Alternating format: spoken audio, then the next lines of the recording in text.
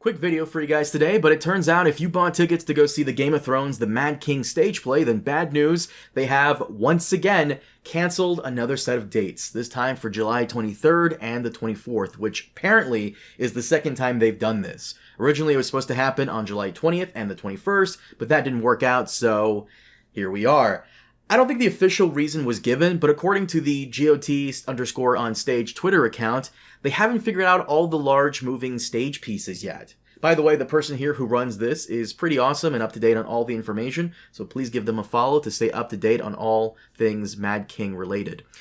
What's weird is that I've kind of seen this situation before, not the technical difficulty part, but I used to live in New Jersey, and I attended the Medieval Times show before a couple of times. It was fun, but that was like a whole arena, you know, where like people are around and they're eating and drinking. It kind of felt like a real, thinking back on it now, it felt like a real joust, a real tourney thing. Honestly, I think these guys should have hit up those Medieval Times guys for some help or something. I don't know. I feel bad for the people who bought tickets. I saw this one story on Reddit that stood out to me from Interstellar Girl who says, "I've been saving up for this since it was in talks in 2022 because I was that excited. I think I could swing by coming back financially, which I know a lot of people are not able to, but I don't know if I could justify the inconvenience of it all. I wish they had more of a disclaimer on their site about booking previews. When I booked originally, it didn't say much other than it wasn't going to be a perfect showing. Definitely nothing along the lines of subject to cancellation / higher risk of cancellations than typical showings. This week in July worked best for me for a trip to the UK, so I went for it. I feel so stupid. Stratford-upon-Avon isn't cheap hotel / accommodation wise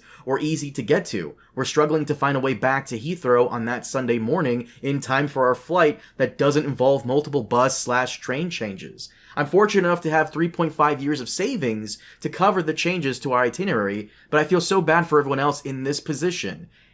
Yeah, I completely agree with that. Like, my heart goes out to people like this. This isn't some random big YouTuber who can afford to make a trip like this every other week. This is someone who works a 9 to 5 and had to save for years to do this one vacation for a series they enjoy, only for this bullshit to happen. As the main comment on the thread said, this is the most A Song of Ice and Fire thing ever. Sad as that is, yeah, it kind of is. I calculated the amount of money needed for a round trip from the US to the UK for several days, tickets included, with hotel and food and all that, and it goes up to about $2,000, and possibly more now with fuel prices how they are due to that special operation happening in Iran. It's tough for everybody. And look, if you're going and you're excited for this and, you know, all that, great. I hope you have a wonderful time. Truly, I do. But it annoys me how this will be the first new piece of content we've had in almost 10 years. And yes, Fire and Blood came out almost 10 years ago. A lot of that is new. Some of it is not. Some of it is. But all HBO is really doing is adapting stuff that he's already done. You know, Hot House of Dragon with Fire and Blood, Dunk and Egg with Night of the Seven. This is all stuff George has done before. And George has wanted to tell this story of the Tourney at Harrenhal for quite some time, and a lot of it will be new content, new information.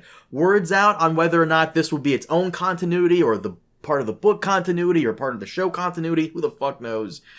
We've only ever heard about what happens in this story through secondhand accounts from characters in the books. This seems to be the definitive story of what actually happened. Maybe. And it's only available to those who can afford a $2,000 price tag. That's kind of fucked up. If anything, this should have been a miniseries on HBO or a movie or fuck it, maybe even a new book. You know, as I was writing this script and I wrote that part down, I didn't expect to laugh at that, but a new book. Look, again, if you're excited for this, if you're going, I hope you have a good time. Truly, I do. No ill will to those who can't afford it, who can't do that. In fact, I know several people who are going, and they plan on telling me all about it. Hopefully, I can have some of them on the podcast, and they could just tell me and Preston and maybe Trey what happened, you know? But for the most part, yeah, I think this is stuff that everyone should enjoy, and it's sad that the only way most of us will be able to enjoy it is through secondhand accounts from people who were able to go. So it's kind of like the actual Harrenhal. So there it is.